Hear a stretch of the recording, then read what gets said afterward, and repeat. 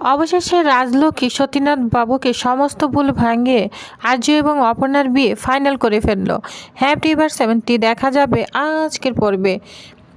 বিস্তারিত জানতে ভিডিওতে একটি লাইক দিয়ে পুরো ভিডিওটি দেখতে থাকুন। গল্পের শুরুতেই আমরা দেখতে পাবো রাজনন্দিনী সতীনাথ বাবুকে বোঝানোর অনেক চেষ্টা করছে, বলছে আপনারা অনেকটাই ঠিক শুনেছেন, আমি সম্পূর্ণ সত্যিটা আজকে আপনাদের কাছে বলতে চাই।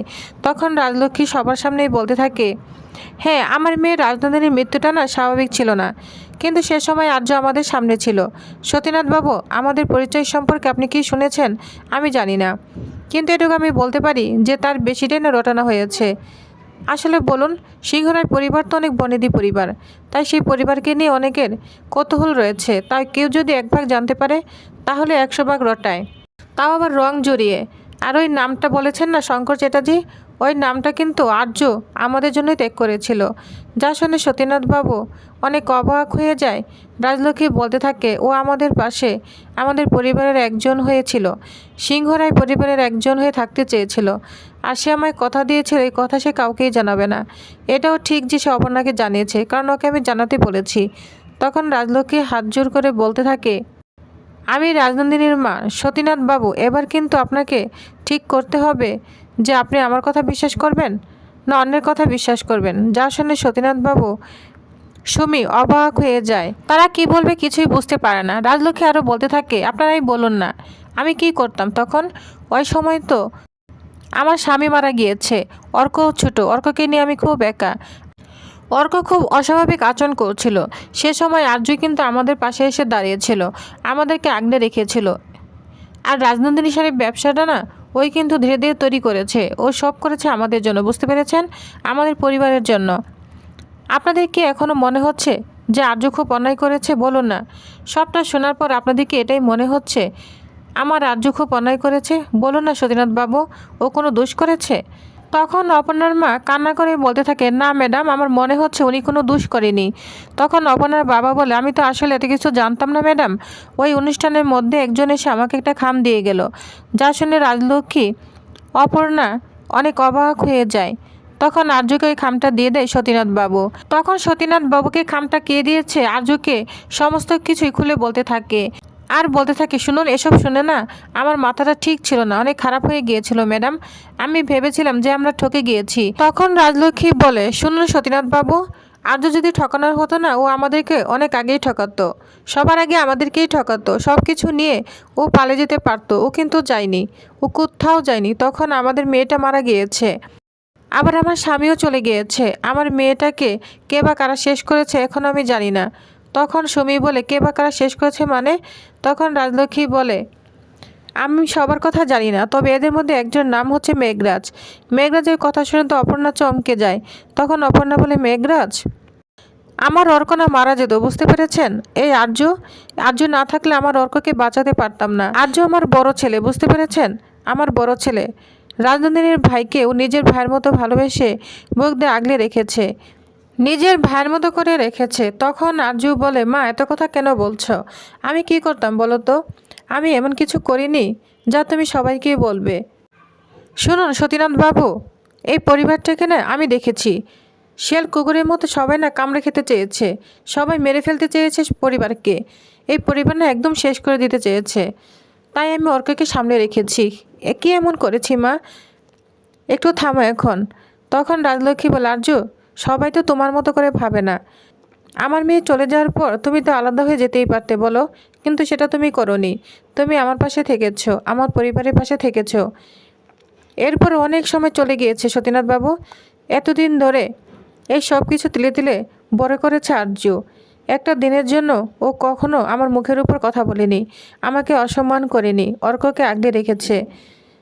আর আমার অর্ক যদি জানতে পারে না, তাহলে আমার অর্ক শেষ হয়ে যাবে, ও নিজেকে ঠিক রাখতে পারবে না।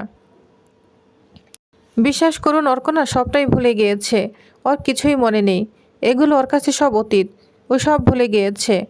ওর যে একটা দিদি ছিল সেটাও ভুলে গিয়েছে, ও শুধু জানে ওর একটাই দাদা আর আমি, যে কিনা আমার আপন সন্তানের থেকেও বেশি।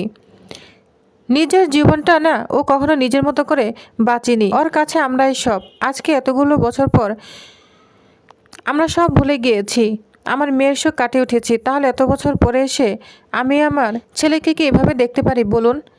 জানেন তো আমার ছেলে জীবনে অনেকেই আসতে চেয়েছে, কিন্তু সবার প্রতিপত্তি দেখে আসতে চেয়েছে। আমি কিন্তু ওদের একজনকেও আসতে দেইনি। আমি জানি সবাই টাকা পয়সা দেখে লুপ করছে। তারপর আমার ছেলে জীবনে আপনার মেয়ে অপর্ণা এলো। আপনার মেয়েকে দেখেও নতুন করে বাঁচতে শিখেছে। তখন আমি বুঝতে পেরেছি অপর্ণা আমার ছেলে ভবিতব্য। এটা বলে রাজলক্ষ্মী তো ইমোশনাল হয়ে পড়ে এবং খুব কান্না করতে থাকে। তখন বলে, সতীনাথ বাবু, আপনি এই বিয়েতে আর অমত করবেন না। প্রয়োজন পরে আমি আপনার পায়ে পড়ছি। তখন বলে, ম্যাডাম আপনি কি করছেন? আপনি আমাকে আর লজ্জায় ফেলবেন না প্লিজ ম্যাডাম। এদিকে মীরা তো আড়াল থেকে সব দেখছে আর বলছে, কি ব্যাপার? সতীনাথবাবু কান্না করছে, তাহলে তো মনে হচ্ছে সব ঠিক হয়েছে। আর মিসেস সিংহরায় হাত জোর করছে ওনার সামনে। কি হচ্ছে এসব? কিছুই তো বুঝতে পারছি না। এদিকে কিঙ্কর অর্ক আর মানসিকে অন্য একটা জায়গায় নিয়ে এসেছে। বলছে, অর্ক তোমরা না এখানেই থাকো। তখন মানসি বলে, তোমার কথায় কি এখন আমাদের চলতে হবে? তখন কিঙ্কর বলে, না, এটা তোমার শাশুড়ি মায়ের কথা, আমার কথা নয়, বুঝতে পেরেছ অর্ক? তোমার দাদা চায় না যে তোমরা দুজন এখান থেকে ওদের এখানে যাও, বুঝতে পেরেছ? এটা তোমার দাদার কথা। তুমি যদি কারো কথা ইন্টারেস্ট হয়ে যাও তাহলে কিন্তু সেটা ভালো হবে না, বুঝতে পেরেছ অর্ক? তুমি অন্য কোথাও যাবে না। তখন মানসি বলে, কিঙ্কর অন্য কাউকে মানে তুমি কাকে মিন করছো? তখন কিঙ্কর বলে, আমি এভাবে বলতে চাইনি, যাতে জটিলতা না বাড়ে সেজন্যই কথাগুলো বলতে বাধ্য হয়েছি। তখন মানসি বলে, কিঙ্কর তুমি কিন্তু আমাকে ইনসাল্ট করছো, এভাবে তুমি আমাকে বলতে পারো না। আমার কথা যদি খারাপ লাগে তাহলে আমি সরি, কিন্তু মানসি কথাগুলো বলতে আমি বাধ্য হয়েছি। অর্ক বলে, ঠিক আছে, আমি এমন কোনো কিছু করব না যেটা আমার দাদা বারণ করেছে। তখন কিঙ্কর এখান থেকে চলে যায়। এদিকে মানসি তো খুব রাগ হতে থাকে, বলছে, এভাবে কিঙ্কর আমাকে অপমান করলো আর তুমি কিচ্ছু করলে না, চুপ করে দাঁড়িয়ে রইলে।